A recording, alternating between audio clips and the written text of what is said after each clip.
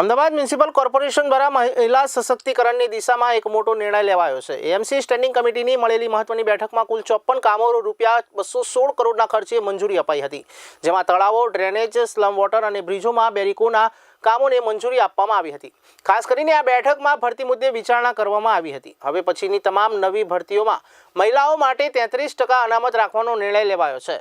Standing કમિટીના chairman Devang દાણીએ આ અંગે માહિતી આપતા જણાવ્યું હતું કે કોર્પોરેશનના દરેક વિભાગમાં થનારી આ ભરતીમાં મહિલા ઉમેદવારોને પ્રાધાન્ય આપવામાં આવશે, જેથી વહીવટીતંત્ર પ્રક્રિયામાં પણ મહિલાઓની ભાગીદારી વધી શકે।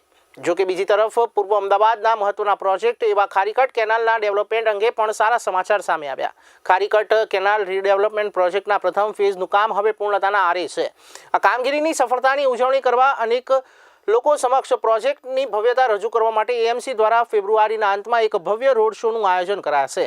આ રોડ શોમાં મુખ્યમંત્રી ભૂપેન્દ્ર પટેલ ખાસ ઉપસ્થિત રહીને જનતાનું અભિવાદન ઝીલશે અને ઉલ્લેખનીય છે કે આગામી સમયમાં ચૂંટણીઓ આવી રહી છે, ત્યારે તે પહેલા આ રોડ શો યોજીને વિકાસના કાર્યો દ્વારા મતદારોને આકર્ષવાનો સત્તાધારી પક્ષનો આ એક સીધો પ્રયાસ માનવામાં આવી રહ્યો છે। લાંબા સમયથી ચાલી રહેલા આ પ્રોજેક્ટના પૂર્ણ થવાની પૂર્વ અમદાવાદના રહીશોને ટ્રાફિક અને ગંદકીની સમસ્યાથી મોટી રાહત મળશે। પ્રાથમિક તબક્કાની અંદર વાત કરવામાં આવે તો ખારીકટ ફેઝ 1 12.5 કિલોમીટરનો પૂર્ણતાને આરે છે। લગભગ 10 કિલોમીટરનું કામ પૂર્ણતાને આરે છે। ફેઝ 1 ની અંદર એના પર 205 જેટલા પુલ પણ ઊભા થઈ ગયા છે। તદુપરાંત બ્યુટિફિકેશન આવનાર સમયમાં કરવામાં આવશે। ફેઝ 2 છે જે દક્ષિણ ઝોનની અંદર આવે છે અને એ પણ લગભગ 1000 કરોડનો પ્રોજેક્ટ છે। જે વાત કરે કે નરોડાથી વિઝોલ્સ નારા સુધીનો પ્રોજેક્ટ હાલ પૂર્ણતાને આરે છે।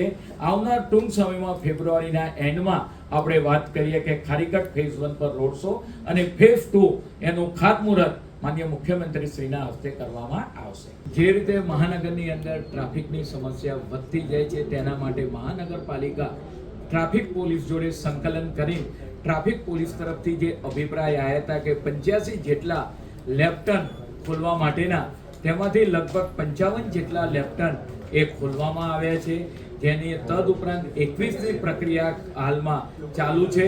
આમ ટ્રાફિકની સમસ્યામાં આપણે વાત કરીએ કે ઘટાડો થાય એ માટે મહાનગરપાલિકા દ્વારા સતત પ્રયત્ન ચાલી રહ્યો છે। લેફ્ટનની અંદર નડતરરૂપ જે પણ વસ્તુ આવે એ લેફ્ટનને હાલમાં 55 જેટલા લેફ્ટન ખોલવામાં આવ્યા છે।